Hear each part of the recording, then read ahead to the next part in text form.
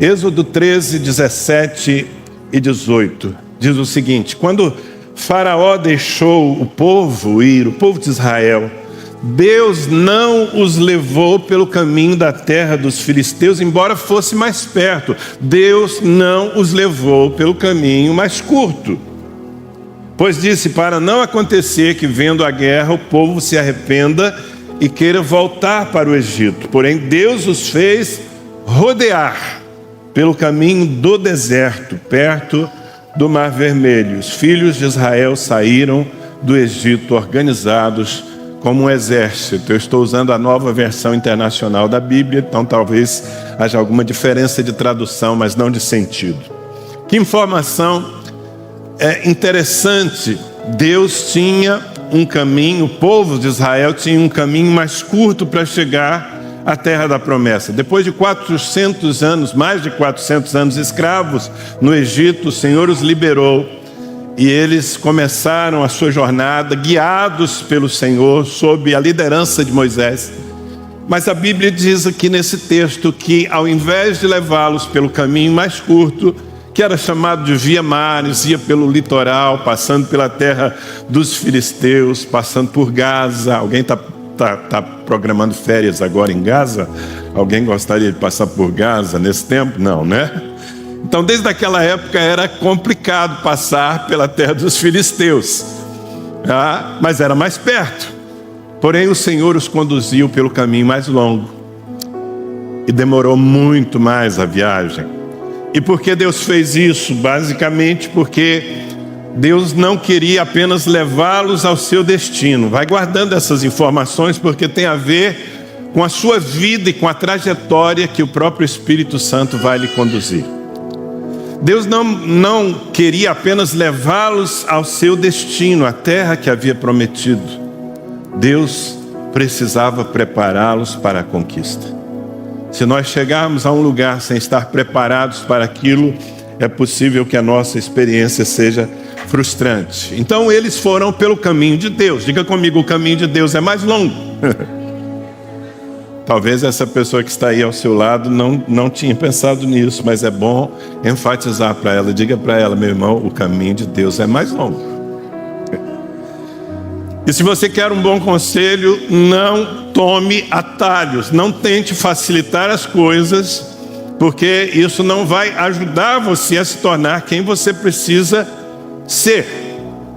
Se você enxergar uma borboleta que até ontem foi lagarta, num casulo, se esforçando, se espremendo para romper o casulo e finalmente voar, porque foi para isso que ela foi criada. Mas você ficar com pena do esforço e do tempo que ela está gastando para romper o casulo, e você for lá e fizer esse trabalho, se você romper o casulo e disser, pronto filhinha, está livre, voa, ela não vai voar. Você estragou o futuro da borboleta, porque é justamente o esforço por romper o casulo que vai ativar o seu sistema circulatório e vai fazer com que as suas asas sejam fortes o suficiente para voar. Então não estranhe o caminho. E nesse caminho pelo qual Deus os levou, bem, a Bíblia fala de 42 lugares onde o povo de Israel acampou durante aqueles 40 anos de peregrinação. 42 lugares. Mas há alguns que são bastante específicos, porque ali aconteceram certas experiências e também porque faziam parte dessa rota mais difícil de Deus. De certa forma, Jesus nos avisou que seria assim também. Ele não falou do tamanho do caminho, mas ele falou da estreiteza. Jesus disse que o caminho que conduz à vida é mais estreito. O caminho largo, fácil, é aquele que leva à perdição, e são muitos os que andam por ele. Então eles estão sendo guiados pelo Senhor. E por onde eles passam? Há alguns lugares exclusivos dessa rota de Deus e que são icônicos. Foi isso que eu falei semana passada. Eu estou gastando uns minutinhos aqui para que você não caia de paraquedas sem saber por onde nós já andamos. A primeira parada que eles têm não é voluntária. Eles param em Pi-Hairote diante do Mar Vermelho, cercados de montanhas e tendo o exército de Faraó atrás de si, ou seja, um beco sem saída. Diga comigo: no caminho pelo qual Deus me leva, há beco sem saída. Sim, você aqui e ali vai se ver encurralado, e isso tem propósito. Eu chamo Pihairote de o lugar do livramento. É aquela experiência que nós temos de buscar os nossos recursos, ajuda humana, e não há, então nós precisamos levantar os olhos para os céus. Eleva os meus olhos para os montes, de onde me virá o socorro? O meu socorro vem do Senhor que criou os céus e a terra. E você clama a Deus, porque não há outra forma de sair daquela situação. E o Senhor faz um milagre na sua vida, como fez, abrindo um caminho no meio do mar e fazendo-os passar a pé enxuto. Se você está encurralado, tudo bem, irmãos. O importante é que você levante os seus olhos aos céus e clame: Senhor, abre um caminho para mim. Ele fará, porque Ele vai te levar ao destino, desde que você permaneça fiel. Diga amém. Bem, eles passam, tem o perrengue, tem a angústia, mas logo em seguida tem a celebração, e o Senhor os conduz a uma nova parada. E agora eles estão em Mara. Mara significa amargor. Mara é o lugar do desgosto. Eles estavam sedentos depois de alguns dias de caminhada e veem fontes no deserto, correm para beber daquelas águas, e quando trazem as águas à boca, as águas são amargas, intragáveis. No nosso caminhar com Deus também há momentos de desgosto, há momentos de amargor. Eu cheguei aqui bem antes, estava conversando com algumas pessoas, estava conversando ali com a Carol, uma ovelha de muito tempo aqui, muito querida. E ela com seu esposo estão vivendo um tempo de Mara, porque ela gestou um filhinho que nasceu muito prematuro. E tudo aquilo que uma mãe espera, que abraçar o seu bebê, colocá-lo no peito, estabelecer uma conexão inigualável, ela não tem podido desfrutar, porque ele precisa estar por muito tempo numa UTI até que tenha condições. Águas amargas. A gente às vezes até duvida que Deus está nos levando por um caminho assim, mas está. E o que acontece em Mara é que Moisés é inspirado pelo Senhor, e ele pega uma madeira, um arbusto, ele corta aquele arbusto e ele joga nas águas amargas, e as águas se tornam saudáveis. Eu quero dizer isso sobre você, Carol, sua casa, mas sobre todos aqueles que estão agora bebendo águas amargas da vida. Há um madeiro, é a cruz de Jesus Cristo, uma fonte de graça, e o amargor não vai se tornar amargura no seu coração. Essa é a grande experiência de Mara. O amargor não vai se tornar amargura em nosso coração, porque nós temos uma fonte de graça e de cura. O Senhor transforma as águas saudáveis, eles bebem, e o Senhor os leva para a próxima etapa, e eles encontram um oásis chamado Elim, onde havia 70 palmeiras, 12 fontes de água. Eles se esbaldam, porque no caminho de Deus também há muito ponto de refrigério, onde nós somos renovados em nossas forças, podemos descansar. O Senhor é o meu pastor, nada me faltará. É verdade, não me faltarão inimigos à espreita enquanto eu como da mesa, não me faltarão vales da sombra da morte, mas também o Senhor me faz repousar em verdes pastos, leva-me para junto das águas tranquilas e refrigera a minha alma. Amém?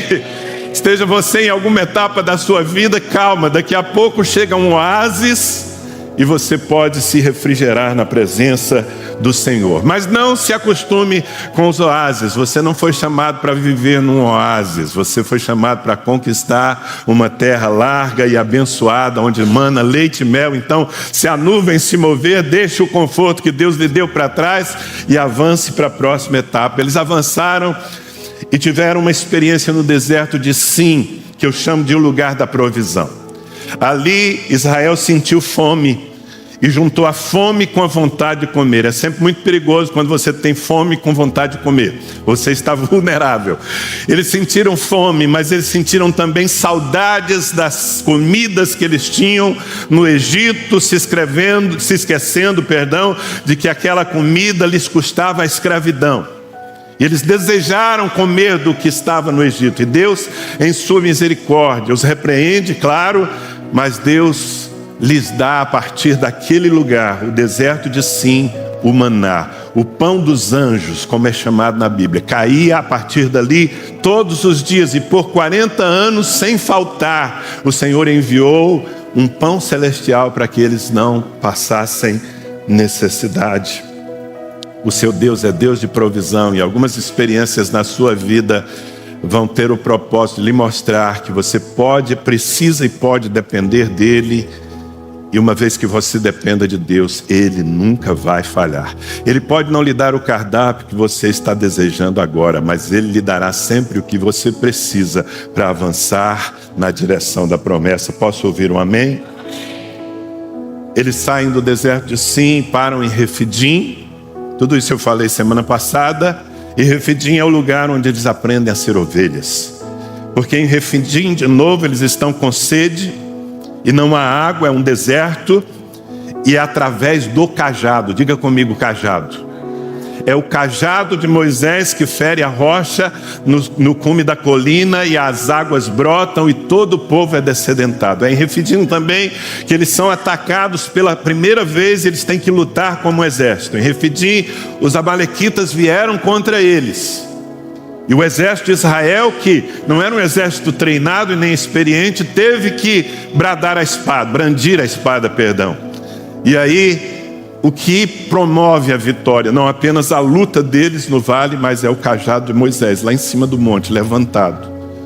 E ali, em Refidim, o que Deus está ensinando àquele povo que nunca teve liderança espiritual, não sabia o que era se submeter aos pastores.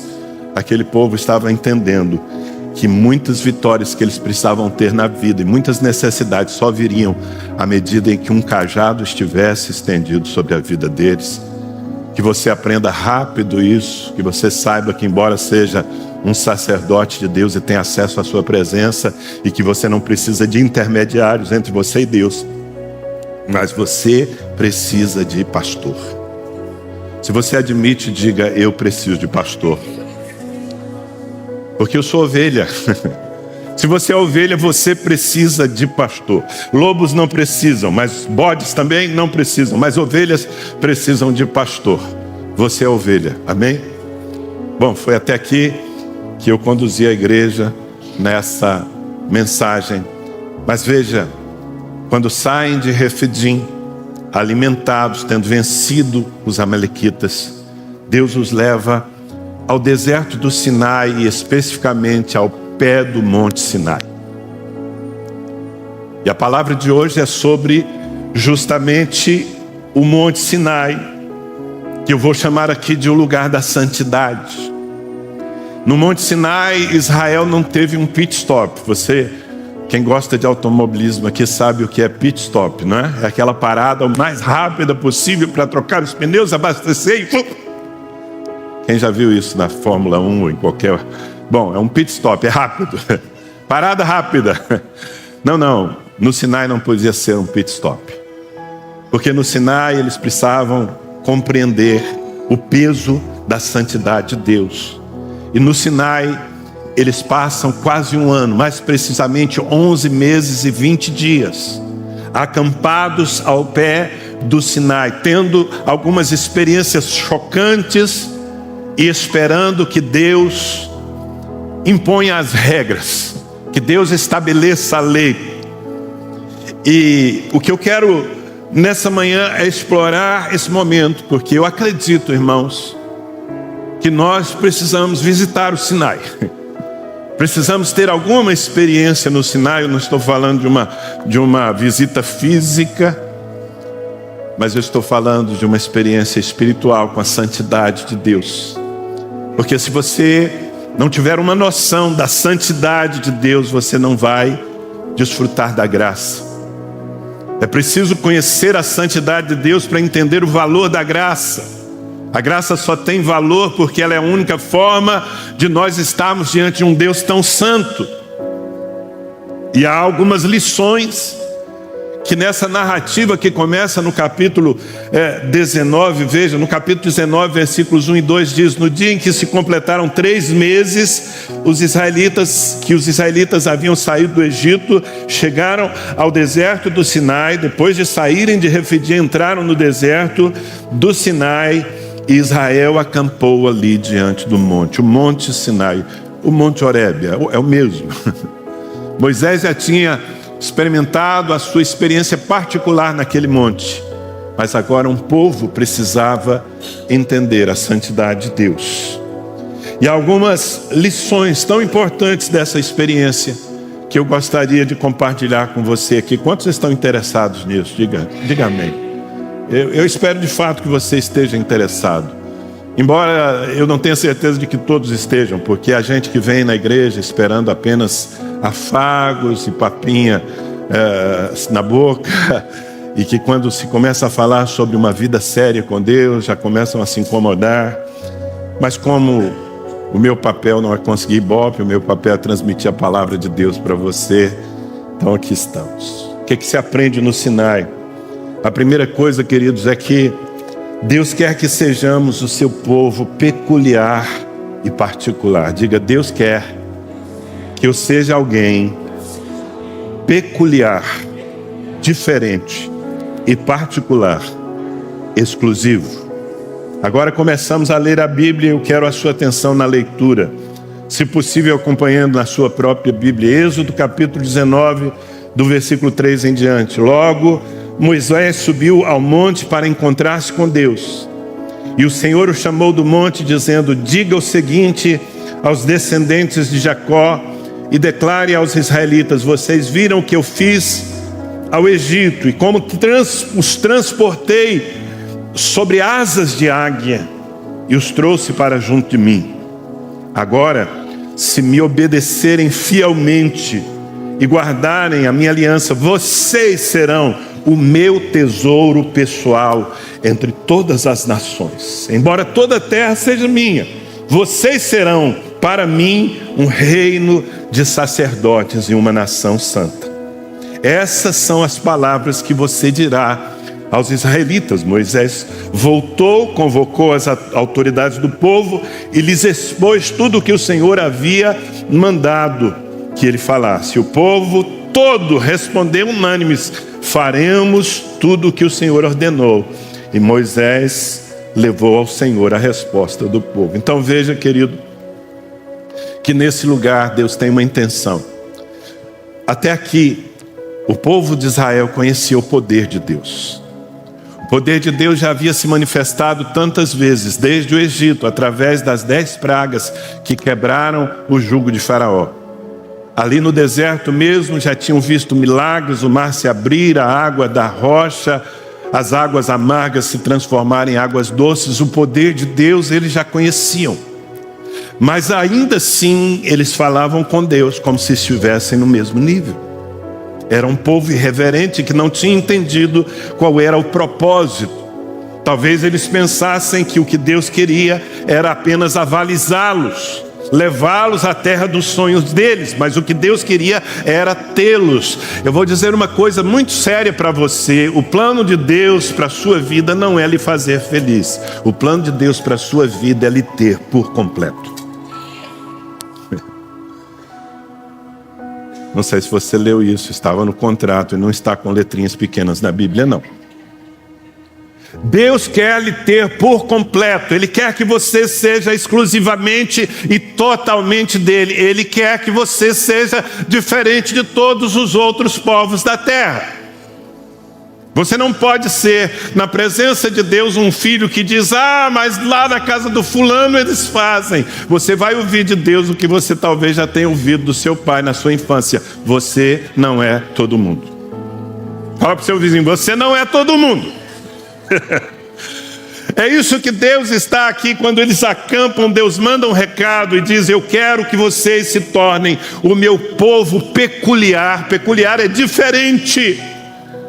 Gente, crente não está se esforçando para aumentar o ibope, para estar na moda.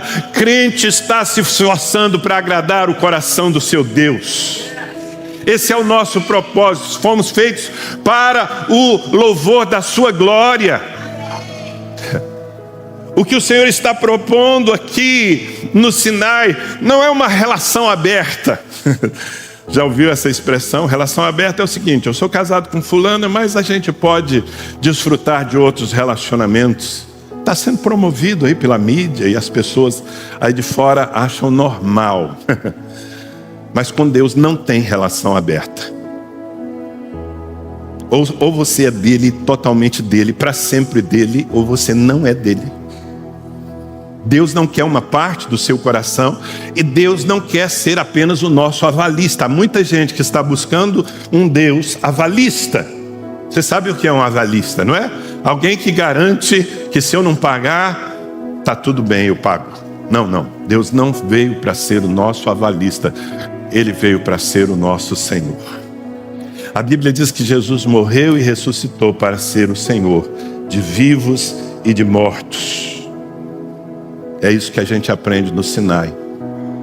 Eu espero que você tenha logo essa experiência, porque senão você corre um risco de ser, em pouco tempo, mais um dos desviados ou desigrejados dessa nação, que fez uma aliança parcial, como se fosse possível. Não existe aliança parcial. Que entregou uma parte da vida, mas segurou outra para si.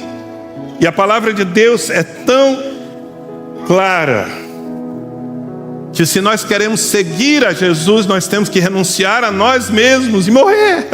O chamado do Evangelho, irmãos, é para morrermos. A consequência é vivermos. O chamado é para morrermos. Você já morreu? Ou Deus está tendo dificuldade de te matar?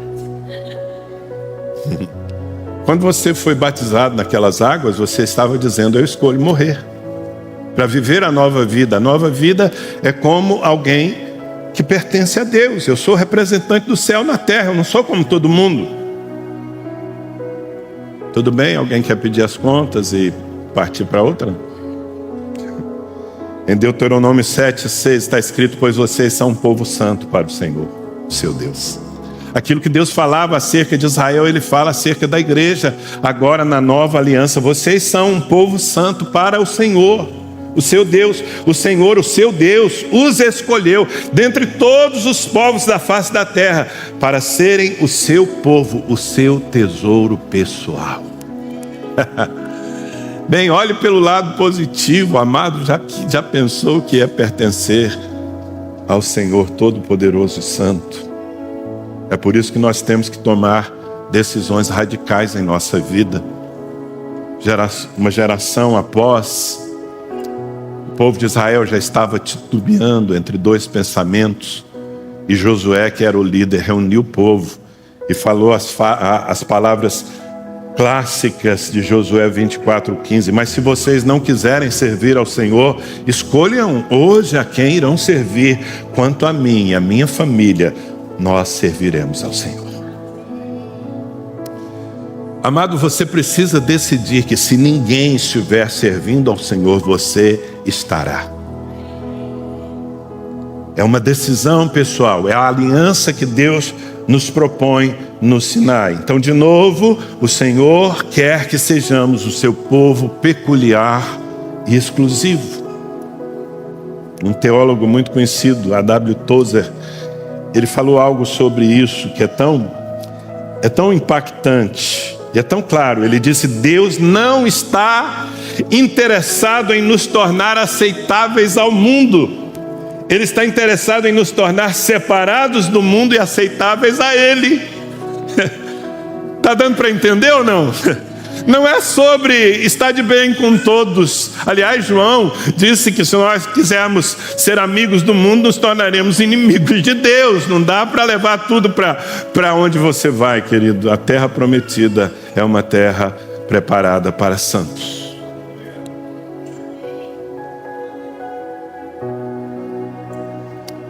Mas essa é apenas a primeira lição do Sinai. Há muitas mesmo, são capítulos aí, e que eu não vou certamente explorar a maioria delas, mas talvez as principais. No Sinai também, nós entendemos que a comunhão com Deus é pautada em temor. Diga, a minha comunhão com Deus é pautada em temor. Sabe, temor é um conceito até rejeitado na sociedade pelo evangelho da hipergraça que está se espalhando por aí. Existe uma ênfase tão grande, errada, no amor de Deus, que se esquece do temor de Deus. E aqui Deus quis gerar temor no coração de Israel. Vou ler com você, capítulo 19, versículo 16 em diante. Eu quero que você tente se imaginar naquela cena. Pensa que você é um daqueles 2 milhões de israelitas ao pé do monte e presenciando o que está narrado aqui. Versículo 16: ao amanhecer do 3º dia houve trovões e raios, uma densa nuvem cobriu o monte, uma trombeta ressoou fortemente, todos no acampamento tremeram de medo. Moisés levou ao povo para fora do acampamento para encontrar-se com Deus. E eles ficaram ao pé do monte. O monte Sinai estava coberto de fumaça, pois o Senhor tinha descido sobre ele em chamas de fogo. Dele subia fumaça como que de uma fornalha. Todo o monte tremia violentamente. Você tá na cena, não? Você está na cena? E o som da trombeta era cada vez mais forte. Então Moisés falou e a voz de Deus lhe respondeu.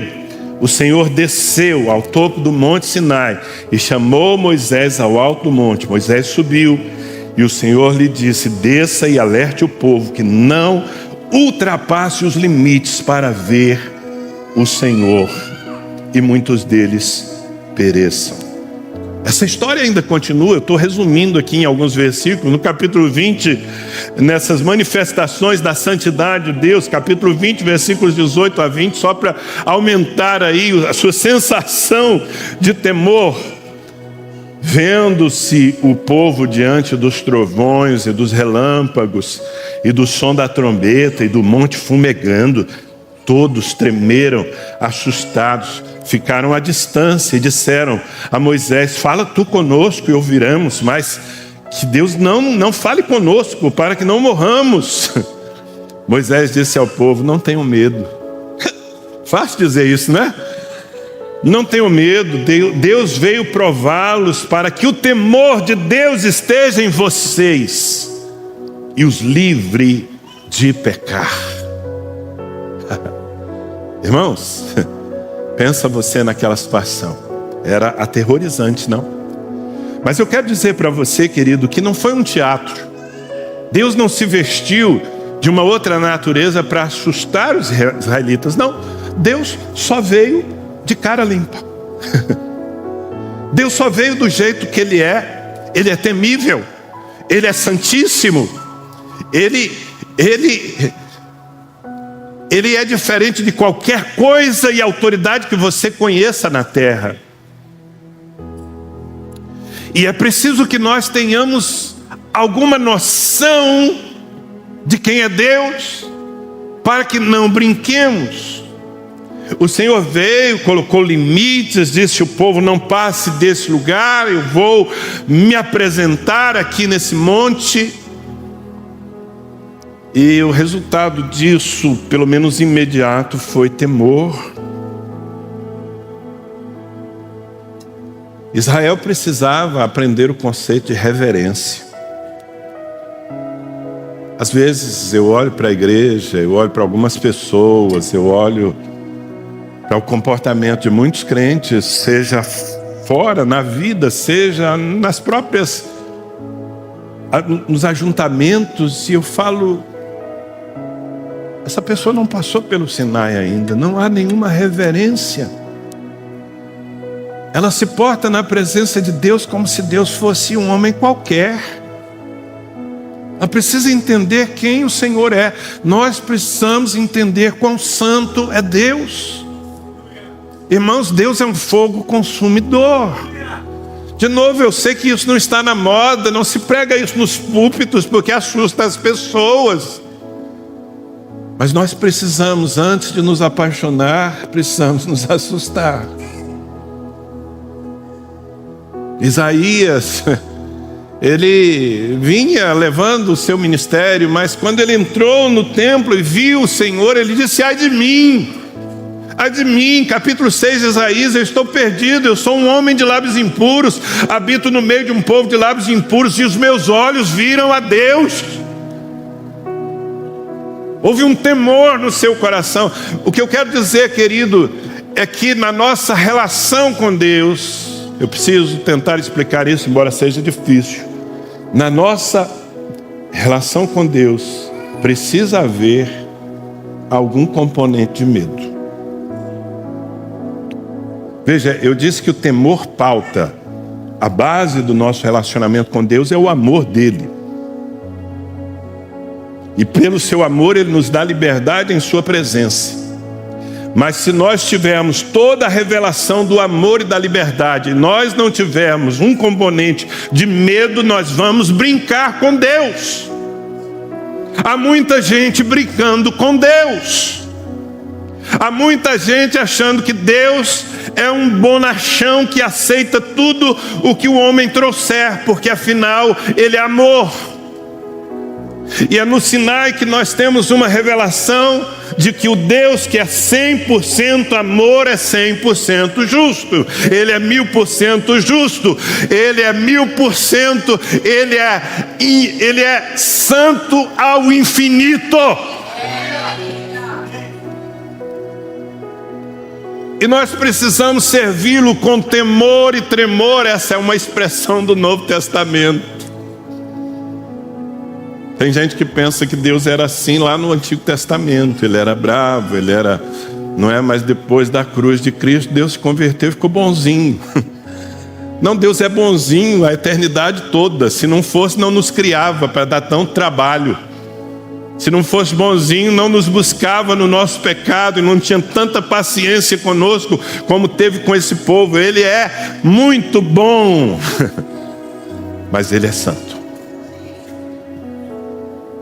Pedro colocou no seu barco um pregador, mas quando viu o milagre que o pregador fez, percebeu que não era só um pregador.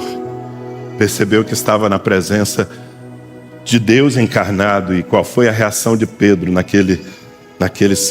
dos seus primeiros encontros com Jesus? Retira-te de mim, porque eu sou um pecador. Tu és santo. Nós somos diferentes. E amados, nós precisamos nos compenetrar disso. Deus não está brincando de ser Deus. Não está brincando de ser Senhor, e nós não podemos brincar de ser crentes. Amém?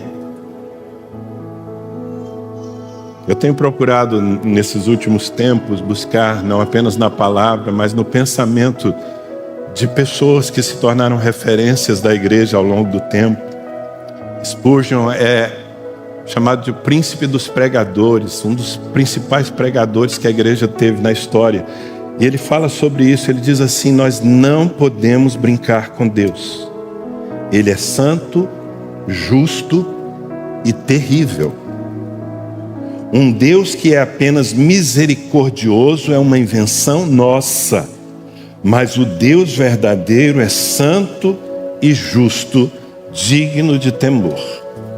Preciso falar mais alguma coisa? Quem sou eu para falar mais do que Charles Spurgeon, né? E mais do que a Bíblia. Em Eclesiastes capítulo 12, versículos 13 e 14, Salomão, depois de ter escrito um livro de sabedoria, ele resolve em 2 versículos resumir tudo. Ele diz assim: agora que já se ouviu tudo, aqui está a conclusão.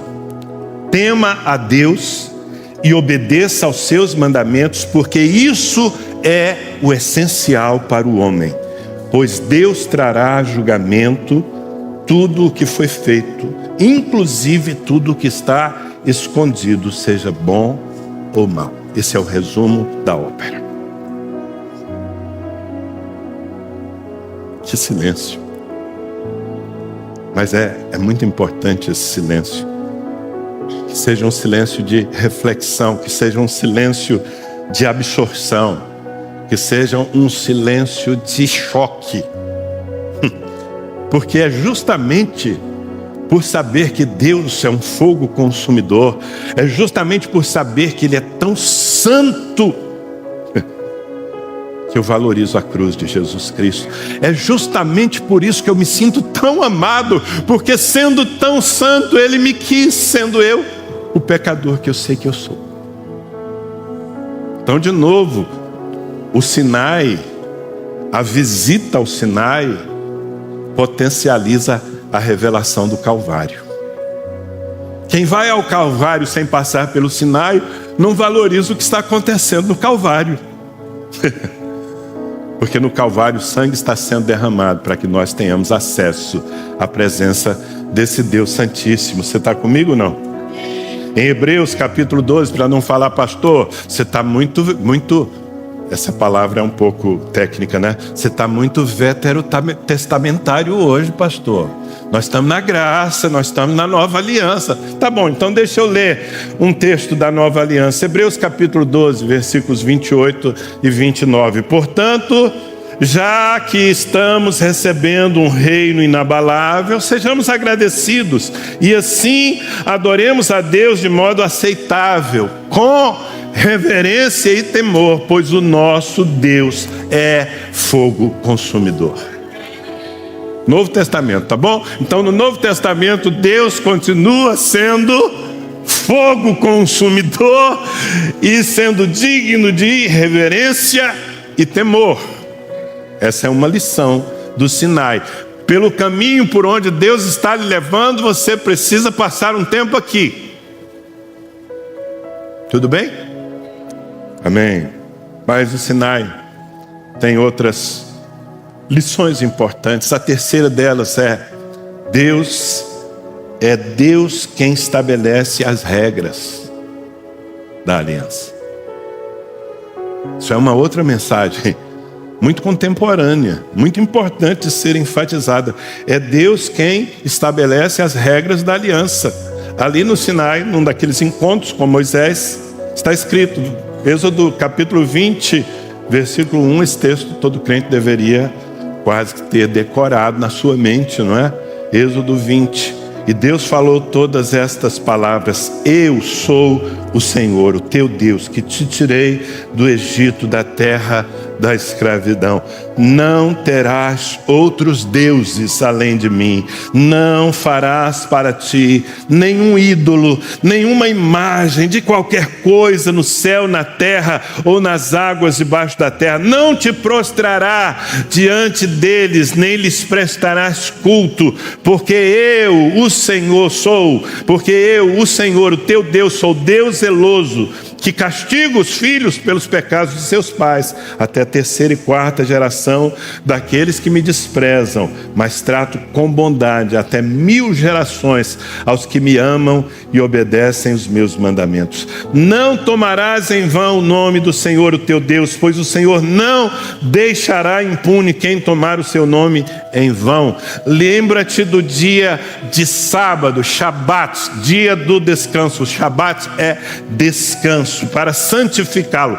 Trabalharás 6 dias e neles farás todos os teus trabalhos, mas o 7º dia é o Shabat, é o descanso dedicado ao Senhor, o teu Deus. Nesse dia não farás trabalho algum, nem tu, nem teus filhos ou filhas, nem teus servos ou servas, nem teus animais, nem os estrangeiros que morarem em tua cidade. Só um parêntese, estão discutindo sobre que jornada a sociedade deve assumir para o trabalho, 6 por 1, 5 por 2. Lendo aqui o manual do fabricante, parece que 6 por 1 está de bom tamanho para todos nós. 6 dias trabalhando e um parando. Mas parando para parar? Não, parando para buscar e adorar o Senhor nosso Deus. Amém? Honra a teu pai e a tua mãe, a fim de que tenhas longa vida na terra que o Senhor teu Deus te dá. Não matarás, não adulterarás, não furtarás, não darás falso testemunho contra o teu próximo, não cobiçarás a casa do teu próximo, não cobiçarás a mulher do teu próximo, nem os seus servos ou servas, nem o seu boi ou jumento, nem coisa alguma que lhe pertença. Parece que Deus é a favor também de propriedade privada, não é? Colocou num dos 10 mandamentos, e aqui só começa, na verdade os próximos capítulos vão ser Deus estabelecendo a lei, as regras. E a mensagem geral é o seguinte: você quer chegar à terra prometida? Então, eu estabeleço as regras. A ética da sua vida, quem estabelece sou eu. Eu não sou o seu avalista, o avalista do seu estilo de vida. O Senhor nos chama para dizer: já que você vai andar comigo, você vai andar do meu jeito. Silêncio, esse Sinai aqui está bastante. Amado, é para andar do jeito de Deus. Deus tem uma vontade que é boa, perfeita e agradável. E a sua vontade está revelada nas Escrituras. Toda a Escritura é divinamente inspirada por Deus. É inspirada. E ela é apta para nos conduzir ao caminho perfeito. Amém? Então, a partir do Sinai, não cabe mais o eu acho. Não interessa o que eu acho. Não interessa o que você acha. Interessa o que Deus diz. O que Deus diz é: passarão os céus e a terra, os seus achismos e os meus, porém a palavra do Senhor permanece para sempre. Agora, é claro que esse Deus santo e amor, ele se define como amor em sua palavra. Quando ele impõe regras, ele não quer só nos colocar num limite. As regras de Deus nos guardam, as regras de Deus nos protegem, as regras de Deus nos põem num caminho para prosperar. É para abençoar que Deus te chama à obediência. Amém? E a obediência é condição para a bênção. É condicional.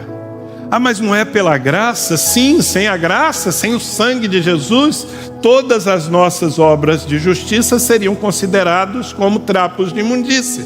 Mas quando você passa pela cruz e o sangue de Jesus faz efeito na sua vida, então aquilo que você faz de certo é validado e potencializado.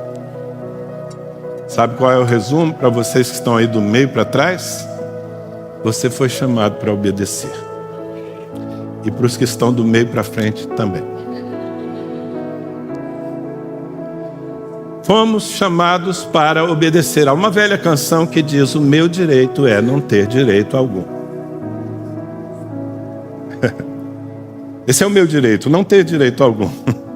Na verdade, temos todos os direitos, desde que abramos mão da nossa vida.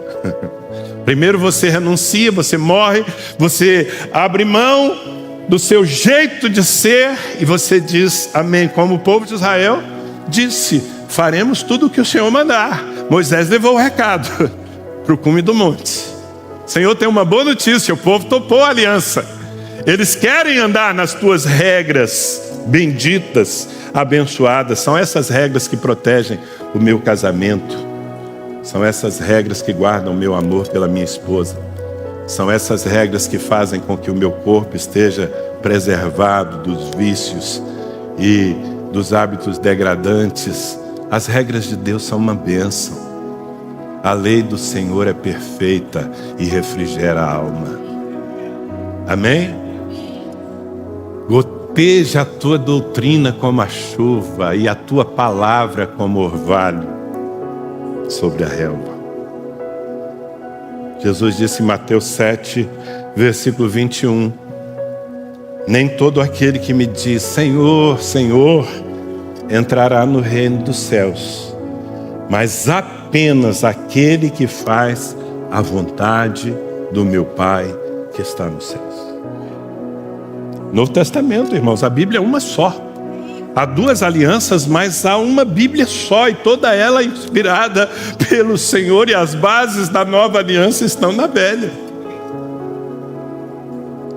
E nós precisamos entender que o chamado não é apenas de retórica, dizer Senhor, Senhor, eu sou crente, eu sou discípulo. Não, o chamado é para fazer a vontade do Pai. Isaías 48:17, assim diz o Senhor, o seu Redentor, o Santo de Israel: eu sou o Senhor, o seu Deus, que ensina o que é melhor para você, que o dirige no caminho em que deve andar. Amém? Você vai seguir mesmo por aí? Pelo caminho longo e difícil? Mas ele leva a vida eterna. Vai valer a pena. Quarta lição do Sinai. Vocês ainda estão comigo ou estão doidos para ir embora? Que esse culto hoje está meio pesado, pastor. Meus amados, é o sangue que sela a nossa aliança com Deus. Versículos 3 em diante do capítulo 24. Está tudo acontecendo aí ao pé do Monte Sinai, ok? Estamos no mesmo lugar. Quando Moisés se dirigiu ao povo e transmitiu-lhes todas as palavras e ordenanças do Senhor, eles responderam em uníssono: faremos tudo o que o Senhor ordenou. Ou seja, topamos a aliança, ser o povo peculiar, exclusivo e obediente. Moisés então escreveu tudo o que o Senhor dissera. Na manhã seguinte, Moisés levantou-se, construiu um altar ao pé do monte, ergueu 12 colunas de pedra representando as 12 tribos de Israel. Em seguida enviou jovens israelitas que ofereceram holocaustos e novilhos como sacrifícios de comunhão ao Senhor. Moisés colocou metade do sangue em tigelas e a outra metade derramou sobre o altar. Em seguida leu o livro da aliança para o povo, e eles disseram: faremos fielmente tudo o que o Senhor ordenou. Depois Moisés aspergiu o sangue sobre o povo, dizendo: este é o sangue da aliança que o Senhor fez com vocês, de acordo com todas estas palavras. Você não está entendendo o que aconteceu aqui, queridos. Tudo foi transformado numa aliança de sangue. Veja, Deus propõe a aliança. Ele diz: eu quero que vocês sejam o meu povo particular e peculiar. O povo diz: queremos. Deus diz: mas tem regras. O povo diz: aceitamos. Deus diz: então vamos casar. Então vamos nos casar. É uma aliança para sempre. E o povo se apresenta e Moisés então derrama o sangue de novilhos. Uma parte do sangue ele derrama no altar, e essa parte é o testemunho diante de Deus. Mas a outra parte do sangue ele coloca em tigelas e ele asperge sobre o povo. E essa parte do sangue era o testemunho diante do povo. E nós entendemos muito pouco sobre aliança, e menos ainda sobre aliança de sangue. Mas toda aliança de sangue é inquebrável. Toda aliança de sangue é inquebrável.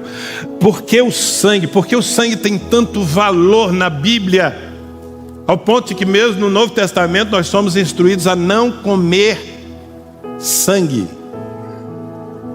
Porque o sangue é vida. Agora veja bem, quando você entra numa aliança de sangue, você está dizendo: eu empenho a minha própria vida nesse compromisso. Se eu voltar atrás, morra. Isso é uma aliança de sangue.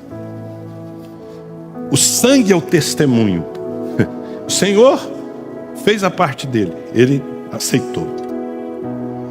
E agora nós precisamos manter a nossa aliança.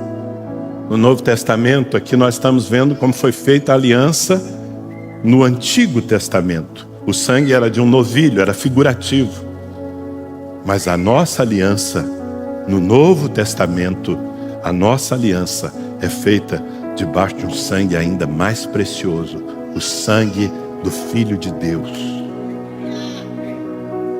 O sangue de Jesus Cristo foi derramado sobre você no dia em que você disse: aceitamos, aceito, eu recebo Jesus como meu Senhor e Salvador.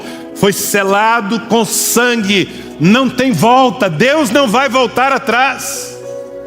Não tenha nenhuma dúvida, Deus não vai voltar atrás, porque o sangue, antes de ser derramado sobre você, foi derramado no altar do Calvário. Deus não voltará atrás, não desamparará nenhum de nós, não nos deixará na porta dos céus, desde que nós permaneçamos fiéis na aliança. Ele permanecerá fiel. Puxa, você não sabia, não é? Eu pensei que era só ir na frente, pastor, fazer uma oração de entrega e depois dar um mergulho nas águas. O mergulho nas águas foi: eu aceito morrer para viver. Amém? Faz cara de profeta, e você tem cara de profeta. Faz cara de profeta e diga para essa pessoa que está mais perto de você: é a aliança de sangue que você fez com Jesus.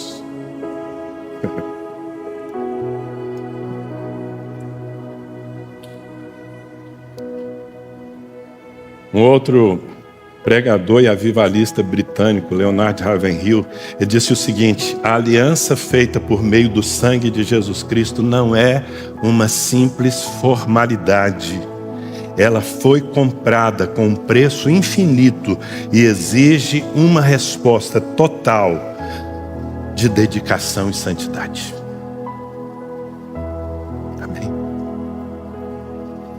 Vocês querem que eu pare, irmãos? A dose está muito forte hoje, não? Não é? Porque tudo isso é uma bênção para as nossas vidas.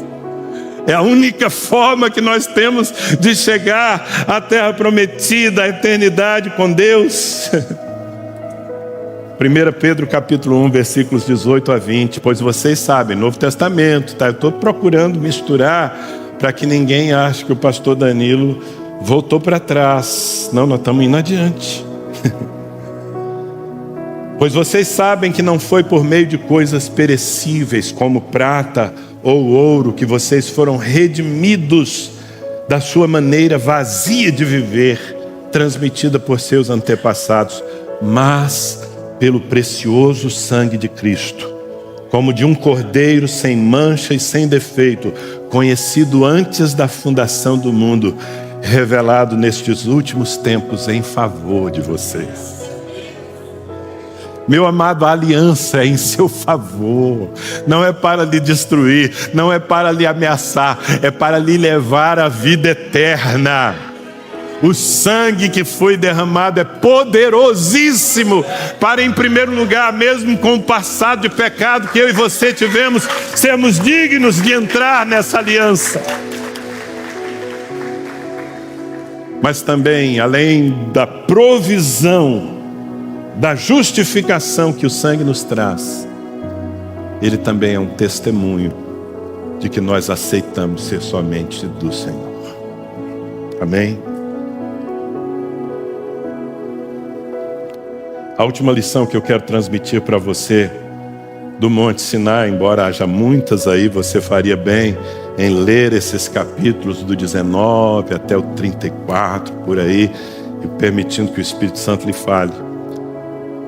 Mas há uma lição que eu quero colocar no seu coração, que é muito importante. Perseverar na aliança é tão importante quanto assumi-la. Diga comigo: perseverar é tão importante quanto aceitar. No capítulo 32, eles ainda estão no Sinai. Eu falei, foram 11 meses e 20 dias aí. No capítulo 32, do versículo 1 para frente, está escrito: o povo, ao ver que Moisés demorava a descer do monte, juntou-se ao redor de Arão e lhe disse: venha cá, faça para nós deuses que nos conduzam. Pois a esse Moisés, o homem que nos tirou do Egito, não sabemos o que lhe aconteceu. Moisés tinha sumido lá para cima do monte, num encontro já de 40 dias com Deus. Respondeu-lhes Arão: tirem os brincos de ouro de suas mulheres, de seus filhos, de suas filhas, tragam-nos aqui. Todos tiraram seus brincos de ouro, os levaram a Arão. Ele os recebeu e os fundiu, transformando tudo num ídolo, que modelou com uma ferramenta própria, dando-lhe a forma de um bezerro. Então disseram: eis aí os seus deuses, ó Israel, que tiraram vocês do Egito. Vendo isso, Arão edificou um altar diante do bezerro e anunciou: amanhã haverá uma festa dedicada ao Senhor. Na manhã seguinte ofereceram holocaustos e sacrifícios de comunhão. O povo se assentou para comer e beber e levantou-se para se entregar à farra. No versículo 19 está escrito: quando Moisés aproximou-se do acampamento e viu o bezerro e as danças, irou-se e jogou as tábuas onde Deus havia escrito os 10 mandamentos. Jogou as tábuas no chão, ao pé do monte, quebrando-as. Pegou o bezerro que eles tinham feito e o destruiu no fogo. Depois de moê-lo até virar pó, espalhou na água e fez com que os israelitas a bebessem.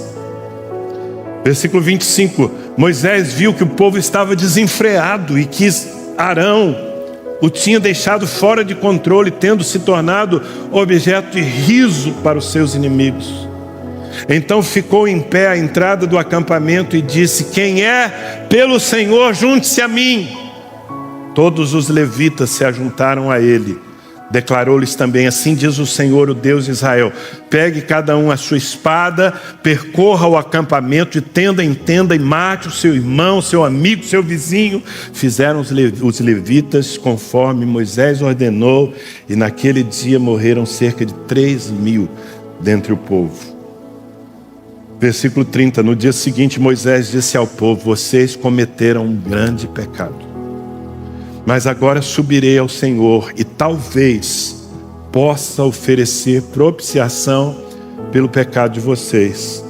Assim Moisés voltou ao Senhor e disse: que grande pecado cometeu este povo. Fizeram para si deuses de ouro. Mas agora eu te rogo, perdoa-lhes o pecado, senão risca-me do teu livro que escreveste. Respondeu o Senhor a Moisés: riscarei do meu livro todo aquele que pecar contra mim. Vocês entendem o que aconteceu? Foi tudo num dia só, não é? Eu falei de quase um ano ali, muito desse tempo esperando Moisés voltar dos seus tempos de consagração, de oração no monte. Ele voltava com as leis do Senhor, e agora ele tinha subido ao monte e já estava lá 40 dias, e o povo queria festa, queria culto. Amado, se tem uma coisa pervertida, é um culto sem Deus. Um culto sem Deus é a coisa mais pervertida da humanidade. Eles criaram o seu próprio Deus. Depois de ter visto o Senhor em seu poder e santidade, eles criaram para sua própria imaginação Deus, porque não estavam dispostos a esperar o modo e o tempo do Senhor. E ali eles quebraram a aliança que haviam feito tempos atrás. E as consequências foram duríssimas, duríssimas. Não apenas esses 3.000 morreram, mas o Senhor enviou uma praga, e aquelas pessoas que de fato não se posicionaram com o Senhor nunca chegaram à terra prometida, morreram no deserto, foram morrendo.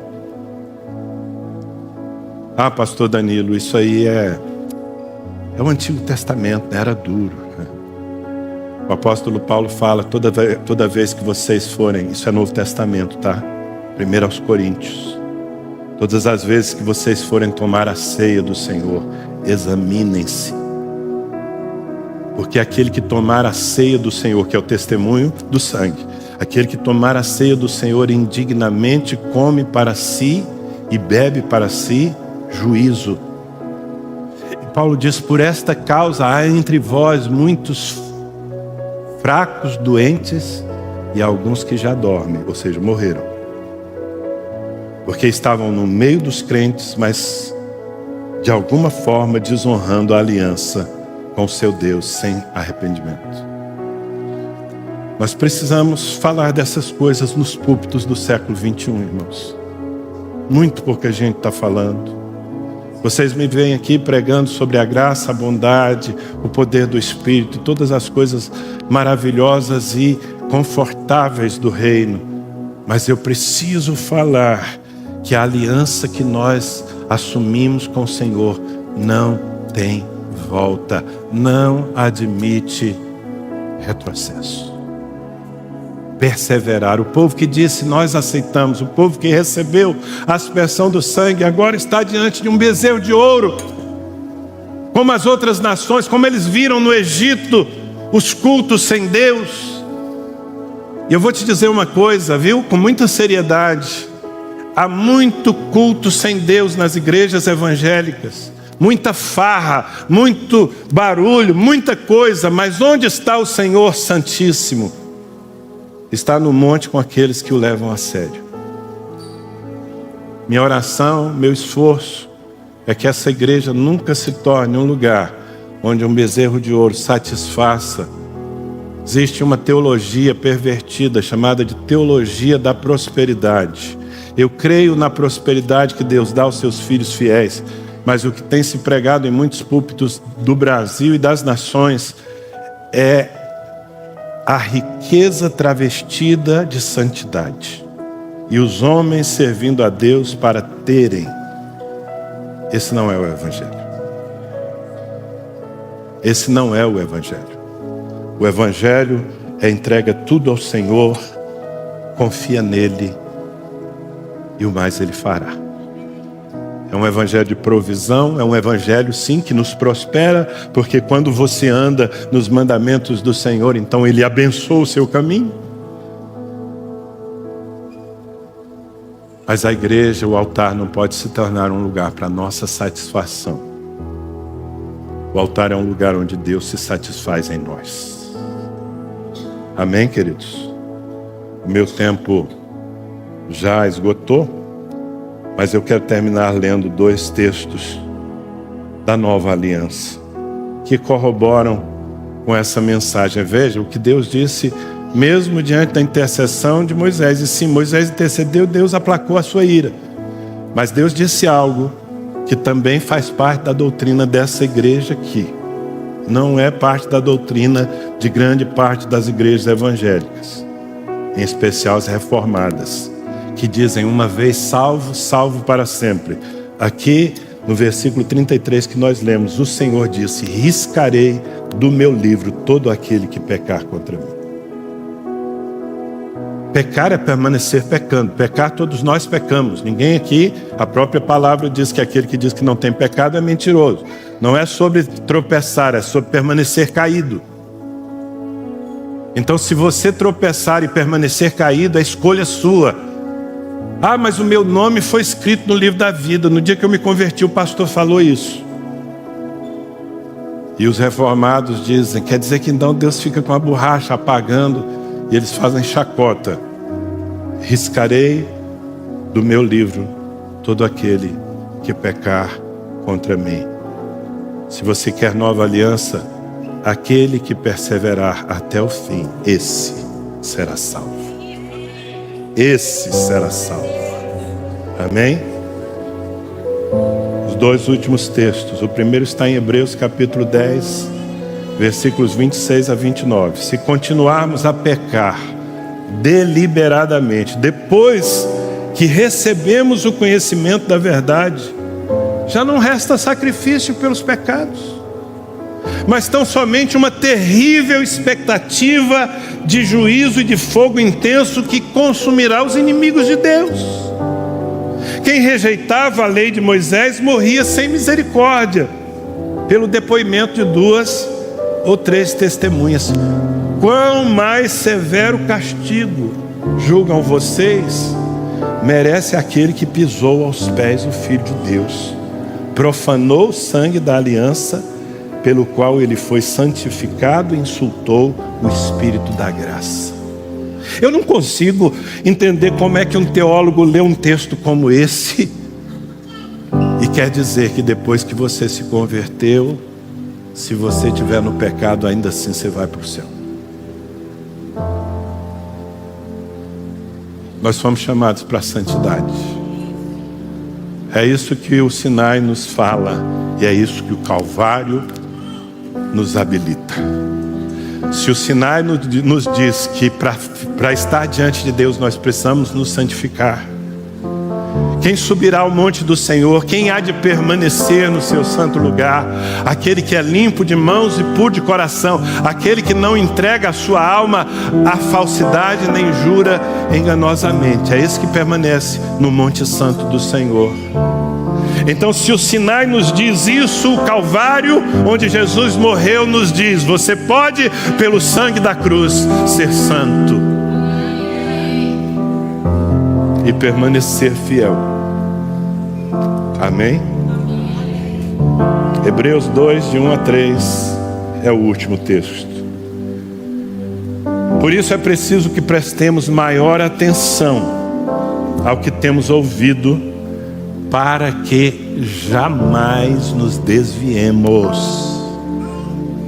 Porque se a mensagem transmitida por anjos provou a sua firmeza, e toda transgressão e desobediência recebeu a devida punição, está falando lá dos tempos do Sinai, como escaparemos se nós negligenciarmos tão grande salvação? Como? De novo, é uma mensagem de Deus. Na nova aliança também não tem volta. E é tão importante perseverar quanto aceitar a aliança. Quem aqui aceitou a aliança de Cristo? Quem aqui foi lavado pelo sangue do Cordeiro? Então fique em pé, porque não tem volta não, irmão. Não tem volta não. E se você voltar atrás, vamos orar muito por você, porque você está no sal.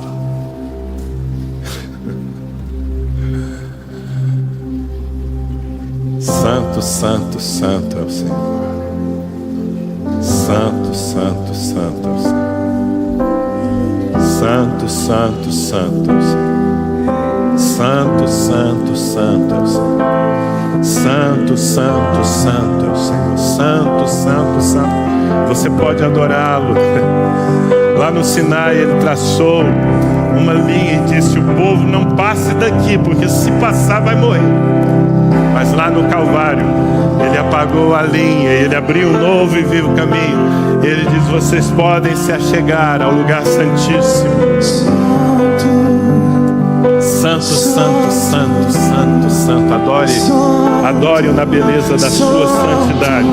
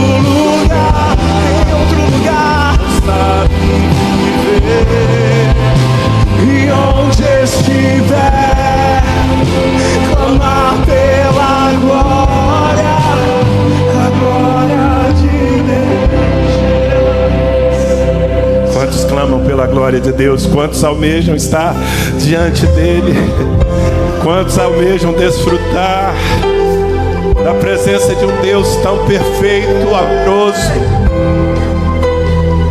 santo e temível.